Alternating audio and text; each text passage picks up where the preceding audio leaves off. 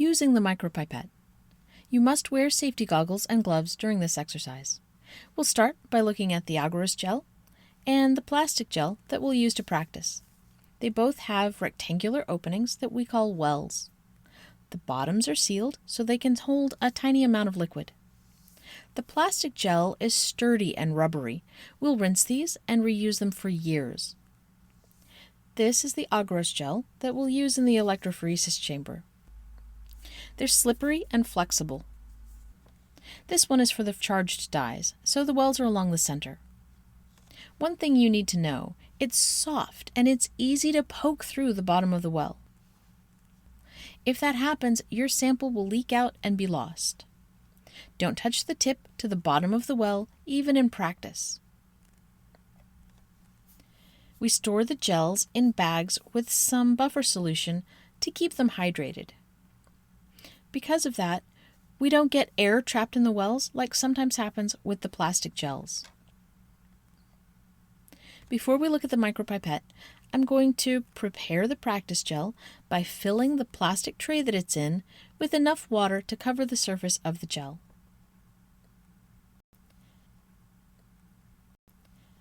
The water is going to mimic the effect of the buffer that we'll use in the real chamber later. The liquid causes some refraction that can make it tricky to find the opening of the well. Let's look at the micropipette. I've got two here. There's a hook on the side near the top. You'll rest that on the side of your hand to help keep the micropipette steady. The main body of the micropipette is called the barrel. This round part on top, like the clicker on an ink pen, is the plunger. You push it down to expel air from the tip, creating a vacuum. There are a couple of common ways for the volume of a micropipette to be adjusted. This one has a separate inset dial. When you turn it, the numbers on the readout turn. This micropipette doesn't seem to have a dial at all. How do you adjust the volume? The secret to this one is that the plunger is also the dial. If you turn it, the numbers on the readout change. The third digit is the tenths place. They've made it red to remind you. The most important warning about using these micropipettes is never turn the dial lower than 2 microliters or higher than 20 microliters. If the dial is turned too far, the piston assembly will bend and the micropipette will be broken. Now we need to put a yellow tip on. These tips cover the end and should be the only thing that comes in contact with the solution. The tips are color-coded and yellow is the color of the size that fits this micropipette. This larger micropipette uses blue tips. The box holds the tips upright to make it easy to put a fresh tip on as you're working. When you come in, the box should be full.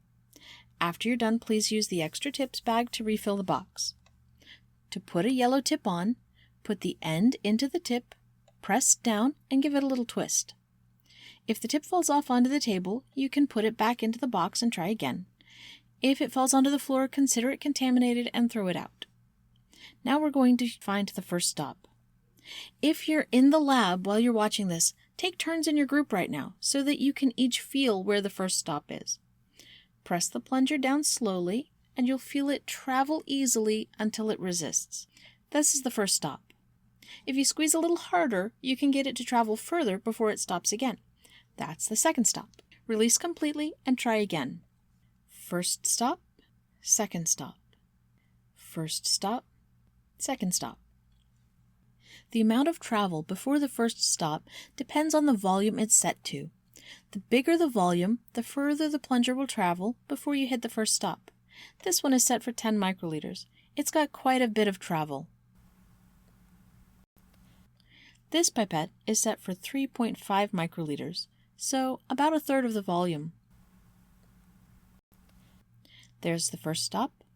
There's the second stop. Now we're ready to practice, but see how bright and shiny the surfaces of the wells are? That tells us they have air in them. We'll use the micropipette to pull the air out of them so that there's room for the dye. We can set the dial high. Around 10 microliters is good. Get a yellow tip. Squeeze the plunger to the second stop, and put it into a well with a bubble. Release the plunger to take up air. Repeat 2 or 3 times in each well. You'll each want to clear out several wells so that you have plenty of room to practice.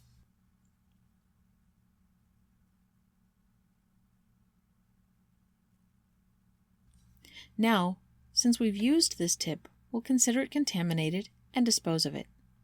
You never want to introduce a foreign substance, even water, into your stock solution. We'll use the tip ejector to do that with one hand.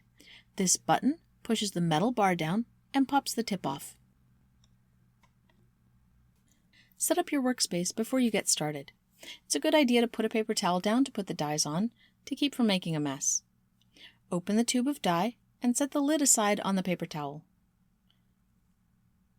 Check your gloves. Yep, I've got dye on mine. Wipe that off on a paper towel.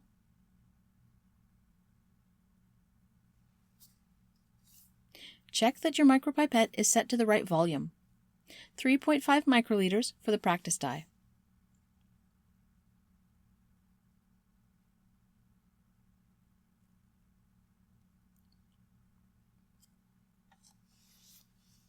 We'll get a new tip and start loading dye into wells. Press the plunger down to the first stop and hold. Put the tip into the dye, slowly release the plunger. Pull the tip out and put the dye back into the rack so that it doesn't spill. Rest your elbow on the table if possible to keep your hand steady. Put the tip into the well, squeeze to the first stop, lift the tip out, then release the plunger. If you release before the tip is out of the buffer, you may pull some of the dye back up. One more time. Get a yellow tip. Press the plunger to the first stop and hold. Put the tip in the dye and release.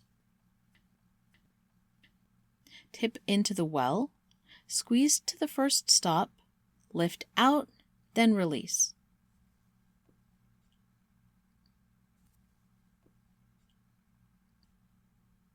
Don't forget to fill up the tips box.